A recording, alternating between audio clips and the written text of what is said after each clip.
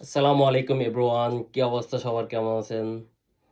তো আপনারা যারা ইউরোপ নিয়ে খুব আগ্রহী, তো কার কি প্রশ্ন আছে ইউরোপ নিয়ে আমাকে এই ভিডিওতে কমেন্ট করতে পারেন।